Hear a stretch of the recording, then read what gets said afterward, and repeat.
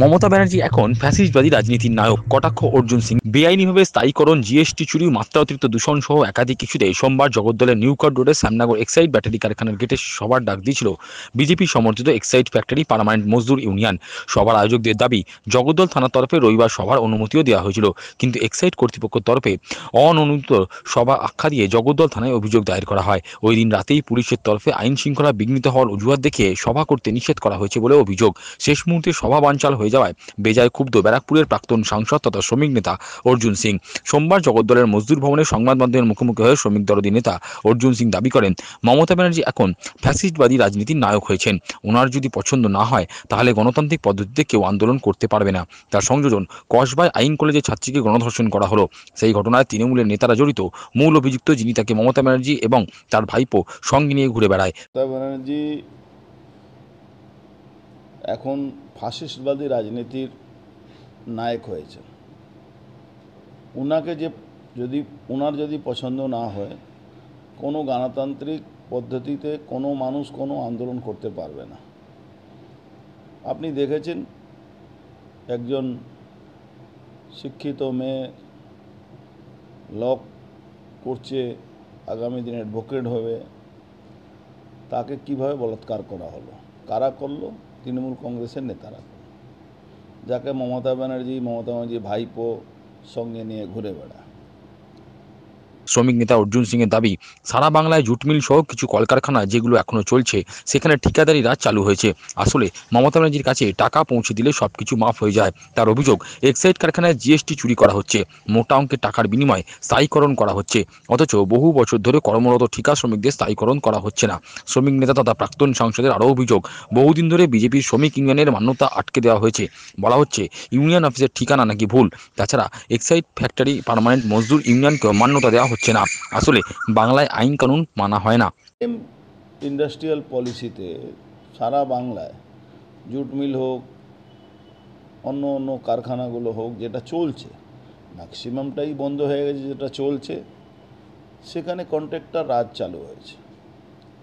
আর মমতা ব্যানার্জি সরকারের একটা সবথেকে ভালো জায়গা, পজিশনটা কী আছে, কি তার ক্যাডাররা যত চুরি করবে, যদি পয়সা পৌঁছিয়ে দেয় মমতা ব্যানার্জির কাছে, তাহলে কিন্তু তার কোনো নেই। আজকে এক্সাইড ব্যাটারিতে জিএসটি চুরি হচ্ছে। আমি সেন্ট্রাল গভর্নমেন্টের ইন্ডাস্ট্রি মিনিস্টার, এক্সাইজ মিনিস্টার সবার কাছে আমি চিঠি পাঠিয়েছি। জিএসটি চুরি করছে, পলিউশন এখানে যা তা করছে, ইললিগালভাবে যারা কন্ট্রাক্টর লেবার ছিল তাদেরকে পার্মানেন্ট না করে লাখ লাখ টাকা, 7 লাখ 8 লাখ 10 লাখ টাকা নিয়ে তৃণমূলের ইউনিয়ন আর ম্যানেজমেন্টের কিছু লোক মিলে পার্মানেন্ট করছে। আমাদের ইউনিয়ন বহুদিন ধরে ওখানে আছে। আমাদের ইউনিয়নকে ইললিগালভাবে আমরা কোর্টে মামলা করেছি, ইললিগালভাবে আমাদের ইউনিয়নে মান্যতাটা শেষ করলো। কি, আমাদের অ্যাড্রেস ভুল আছে, ভাবতে পারেন। হাইকোর্টে মামলা চলছে। হাইকোর্ট জানেন আমাদের দেশে কোর্টের অনেক সমস্যা আছে, যেখানে সময় মতন বিচার পাওয়া যায় না। তারপরে অন্য একটা ইউনিয়ন আছে, যে ইউনিয়নটা ওখানকার শ্রমিকরা ইউনিয়নে জমা করলো, তাকে ইললিগালভাবে, আপনি ইউনিয়ন যে রেজিস্টার্ড ইউনিয়ন আছেন তাকে আপনার মানতে বাধ্য আছেন, কিন্তু পশ্চিমবাংলায় কোনো আইন মানা যায় না। এদিন প্রাক্তন সাংসদ বলেন, বেআইনিভাবে স্থায়ীকরণ, দূষণ সহ একাধিক ইস্যুতে শ্যামনগর এক্সাইড ব্যাটারি কারখানার গেটে তাদের সভা করার কথা ছিল, কিন্তু সেই সভা শেষ মুহূর্তে বানচাল করে দেওয়া হয়। তার বক্তব্য, গেট মিটিং করতে কোনোদিন কারখানা কর্তৃপক্ষের অনুমতি নিতে হয় না। যেহেতু পূর্ত দপ্তরের জায়গা, সেহেতু নিয়ম অনুযায়ী পুলিশের অনুমতি নিতে হয়। যদিও সভা করার ক্ষেত্রে পুলিশের অনুমতি ছিল। তার অভিযোগ, পুলিশ কারখানা কর্তৃপক্ষের সঙ্গে হাত মিলিয়ে সেই গেট মিটিং আটকে দেওয়া হলো। অনুমতি বাতিলের বিষয়ে পুলিশ একদম শেষ মুহূর্তে জানিয়েছেন, কিন্তু হাইকোর্টের অনুমতি নিয়েই তারা ওই কারখানার গেটে মিটিং করবেন বলে এদিন সাফ জানিয়ে দিলেন শ্রমিক দরদি নেতা অর্জুন সিং। ইললিগাল পার্মানেন্ট করা, বাইরে থেকে লোক নিয়ে এসে পার্মানেন্ট করা, পয়সা নেওয়া, তার প্রতিবাদ করা, ওই জিএসটি চুরি করা, পলিউশন জন্য অনেক লোকের অসুস্থতা ওখানে বেড়ে যাচ্ছে, নানা রকম সমস্যাকে নিয়ে আমাদের একটা ওখানে এই এক্সাইড ফ্যাক্টরিতে আমরা একটা আন্দোলন করার জন্য গেট মিটিং করলাম। গেট মিটিং রোডের উপরে হয়, গেট মিটিংয়ের পারমিশন কোনো দিন কোনো ফ্যাক্টরিকে দিতে হয় না, কেন যেহেতু পিডব্লিউডি জায়গা, সেখানে পারমিশন পায় থানা থেকে পারমিশন, এটাই কালচার আছে, এটাই নিয়ম আছে। আমরা সব জায়গা, এই দেখুন সব জায়গা আমরা পারমিশনে দিয়েছি, পারমিশন পেয়েওছি।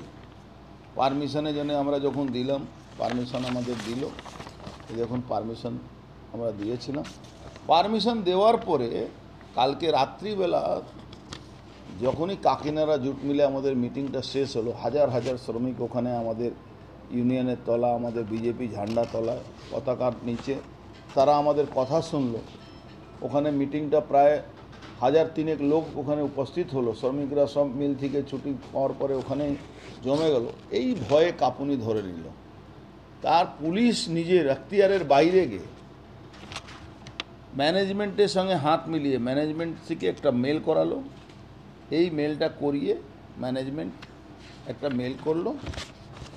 ম্যানেজমেন্ট মেল করার পরে বললো কি আমার এখানে নাকি ল অ্যান্ড অর্ডার সিচুয়েশন খারাপ হবে। আপনি ভাবুন তো, ম্যানেজমেন্টের এখতিয়ার আছে কি এক্সাইড ব্যাটারি কারখানার এখতিয়ার আছে কি বাইরে কে মিটিং করবে না মিটিং করবে, উনি কাকে মান্যতা দেবেন না দেবেন সেটা তো ওনার ব্যাপার নয়।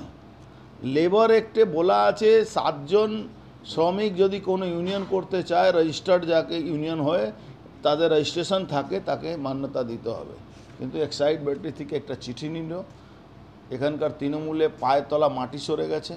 তৃণমূল শ্রমিকের অসন্তোষকে পুলিশকে দিয়ে দমন করাচ্ছে, পুলিশ গুন্ডাদেরকে দিয়ে দমন করাচ্ছে। তারপরে পুলিশ রাতারাতি আমাদেরকে চিঠি ধরিয়ে দিল যে আপনাদের এই মিটিংটাকে আমরা রিজেক্ট করলাম, আপনাদের অ্যাপ্লিকেশন। এটা ভাবতে পারেন, এটা গণতান্ত্রিক দেশে গণতান্ত্রিক পদ্ধতিতে আমরা একটা মিটিং করব, সেই মিটিং থেকে বানচাল করা হবে। কিন্তু ভারতবর্ষে ন্যায় পদ্ধতির উপরে আমাদের বিশ্বাস আছে।